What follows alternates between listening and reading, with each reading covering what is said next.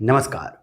शिवरात्रि एक बहुत ही सुंदर और अद्भुत पर्व है और साथ ही ये उतना ही इल्यूमिनेटिंग है, प्रकाशमय है।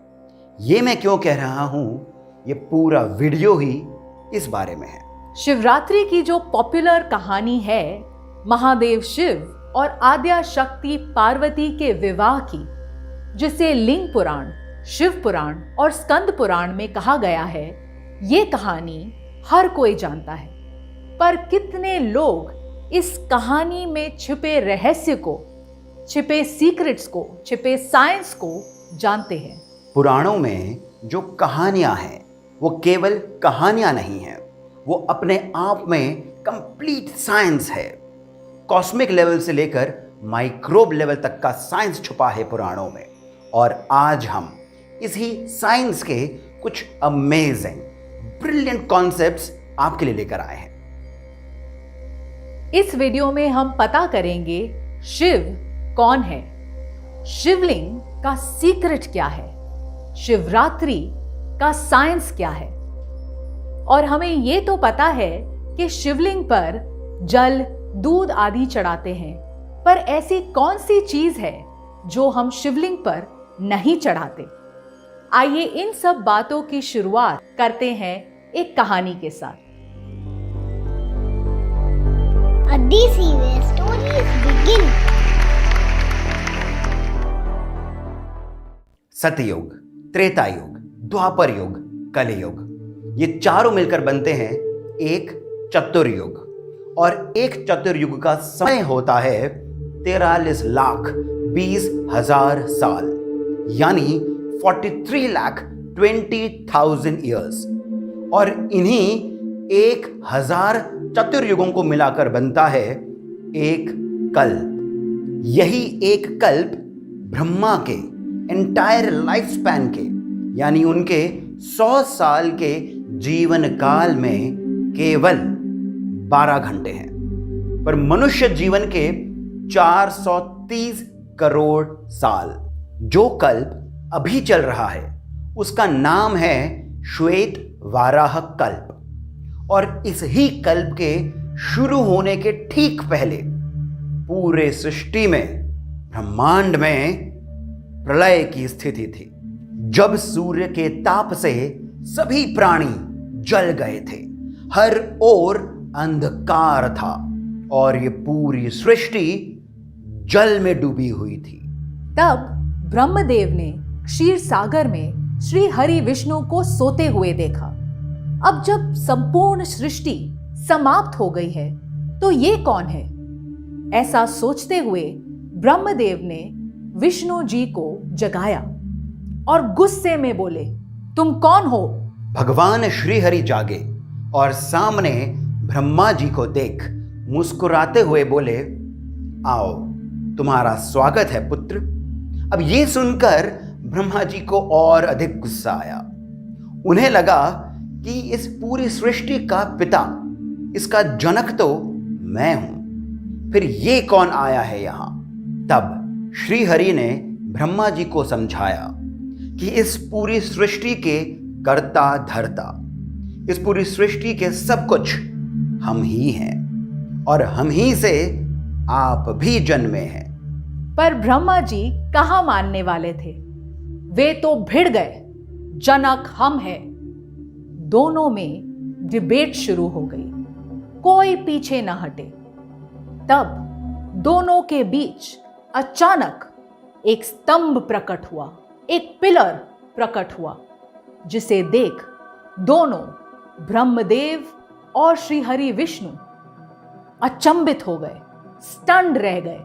अचंभित, स्टन्ड इसलिए थे क्योंकि उन्हें इस पूरे स्तंभ का, इस पूरे पिलर का एक भी छोर दूर तक दिखाई नहीं दे रहा था। और उसके ऊपर इस पिलर से ज्योति निकल रही थी, जो कि बहुत ही सरप्राइजिंग था।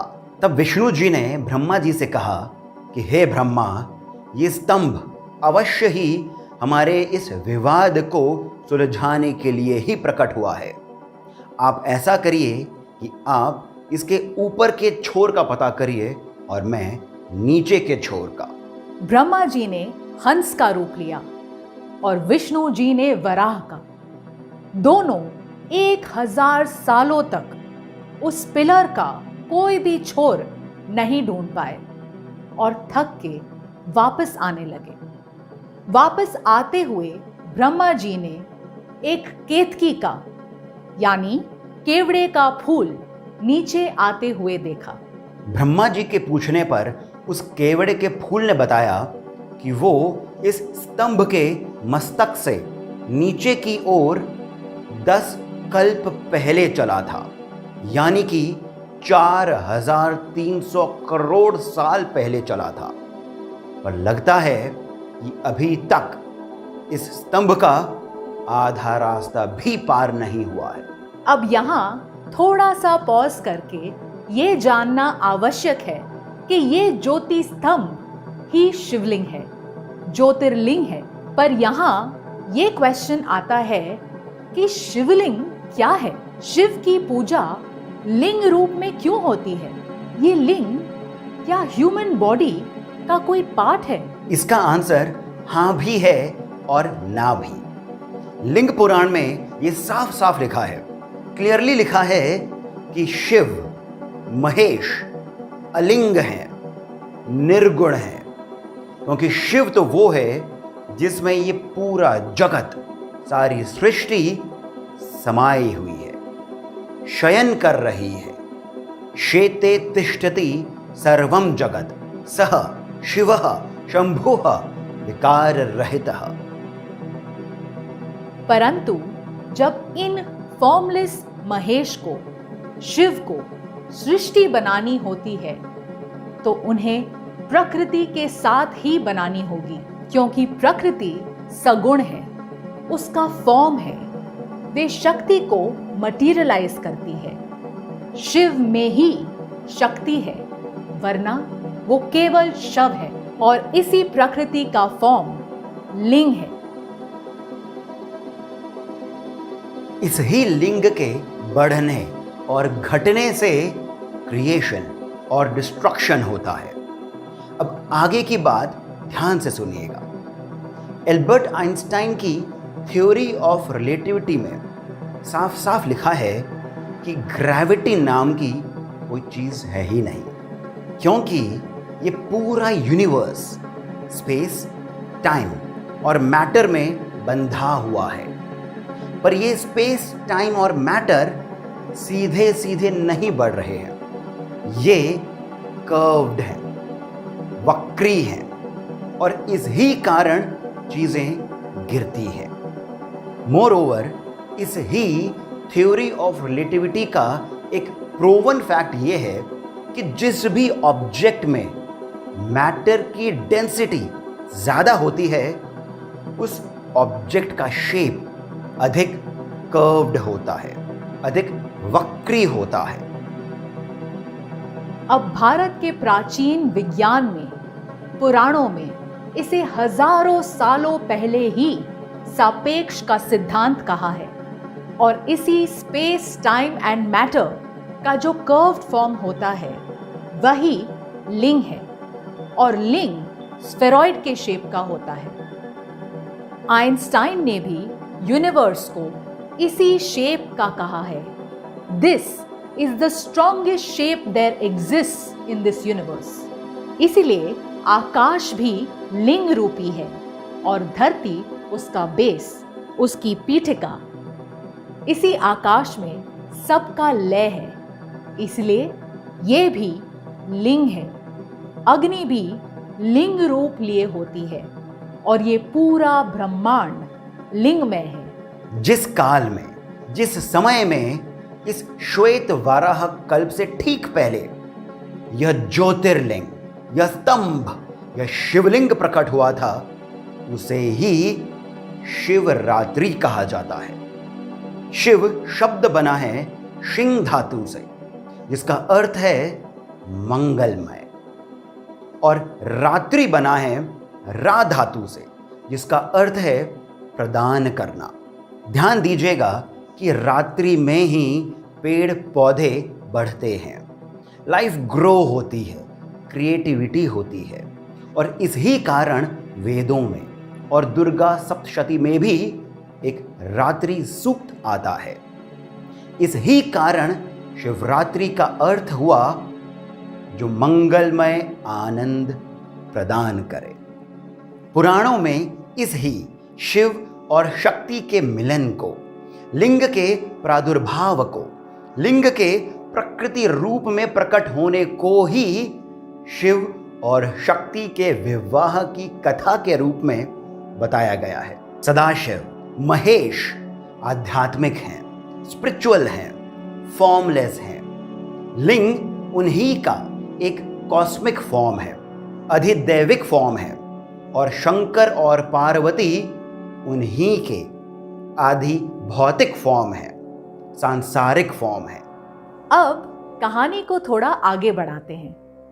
ब्रह्मा जी ने केतकी से ये कहा कि वे उनके साथ चलकर विष्णु जी से ये कहे कि उन्होंने इस ज्योतिर्लिंग का शेष भाग यानी ऊपर का हिस्सा देख लिया है।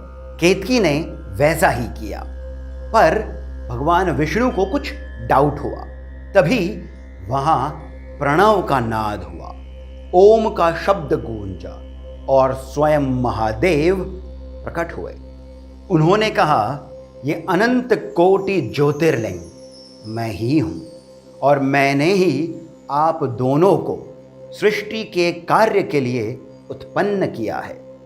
पर यहीं पर वे ब्रह्मा जी की ओर मुड़े और उनके झूठ बोलने पर उनके 5 मुखों में से एक मुख काट दिया, जिससे ब्रह्मा जी अब चतुर्मुखी बन गए। फिर स्वयं शिव जी ने रुद्र का रूप धारण कर ब्रह्मा जी को सृष्टि के निर्माण के कार्य में अपना सहयोग दिया। और जो ये शिवलिंग है वो शिव के कॉस्मिक फॉर्म का, मटेरियल फॉर्म का चिन्ह है, सिंबल है। लिंग चिन्ह को कहते हैं, जैसे स्त्रीलिंग और नपुंसकलिंग, यानी वो वस्तुएं जिनमें स्त्री का भाव है उन्हें स्त्रीलिंग में पुकारा जाता है, और वैसे ही नपुंसकलिंग। यहां ध्यान देने वाली बात यह है कि ह्यूमन मेल ऑर्गन को संस्कृत में शिशिन कहते हैं और फीमेल ऑर्गन को योनि। पर यत पिंडे तत ब्रह्मांडे के कॉन्सेप्ट से हम सभी में शिव और शक्ति है, और इस ही कारण हम सभी लिंगमय हैं, लिंग रूप हैं। झूठ बोलने के कारण केतकी का फूल यानी केवड़े का फूल शिवलिंग पर नहीं चढ़ाया जाता है। और क्योंकि इस दिव्य ज्योतिर्लिंग की इस श्वेत वाराह कल्प में ये पहली अपीयरेंस थी, जिसके बाद सृष्टि के नव निर्माण का कार्य आरंभ हुआ। ये फाल्गुन का महीना हिंदू कैलेंडर का लास्ट मंथ होता है, जिसके बाद नव वर्ष आरंभ होता है। यही है शिवरात्रि का कॉस्मिक साइंस और शिवरात्रि की दिव्य महिमा। एक और इंटरेस्टिंग बात यह है कि चूंकि आकाश में ही ये पूरी सृष्टि का लय है, आकाश भी लिंगमय है।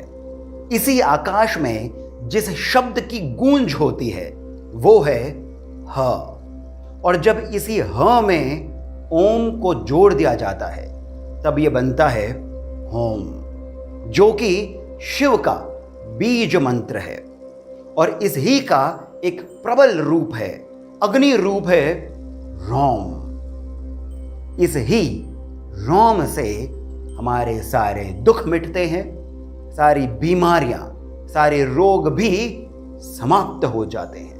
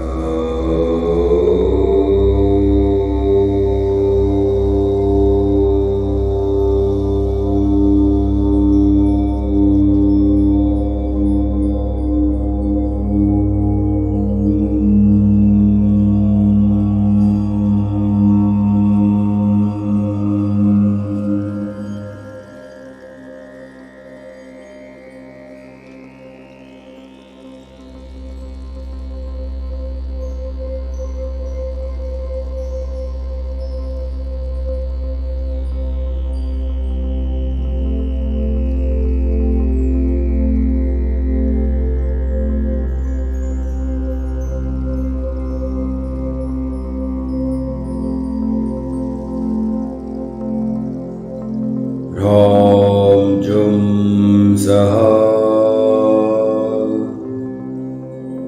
सः जूं ह्रौं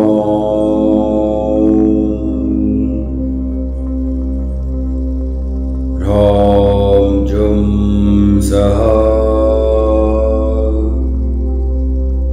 सः जूं ह्रौं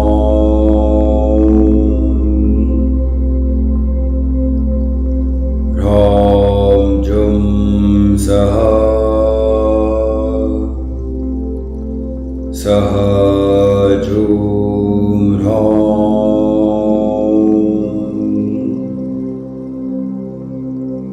ह्रौं जुं सः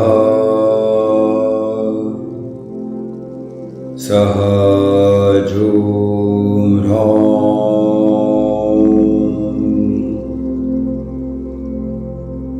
ह्रौं जुं सः सः जूं ह्रौं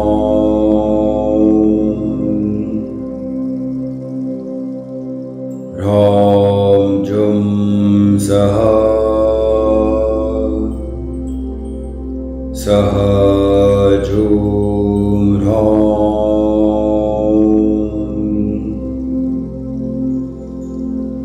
ह्रौं जुं सः सः जूं ह्रौं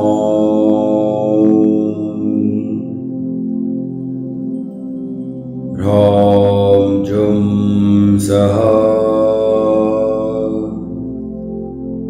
सः जूं ह्रौं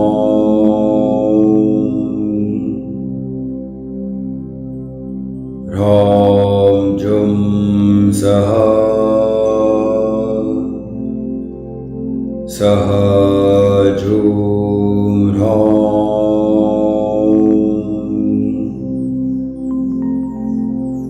ह्रौं जुं सः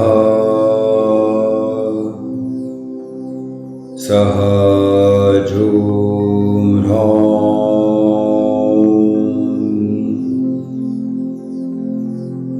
ह्रौं जुं सः सः जूं ह्रौं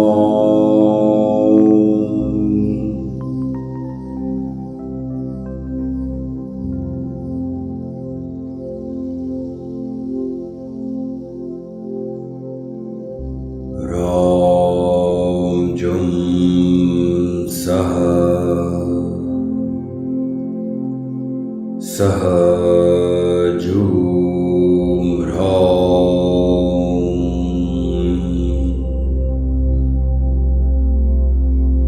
ह्रौं जुं सः सः जूं ह्रौं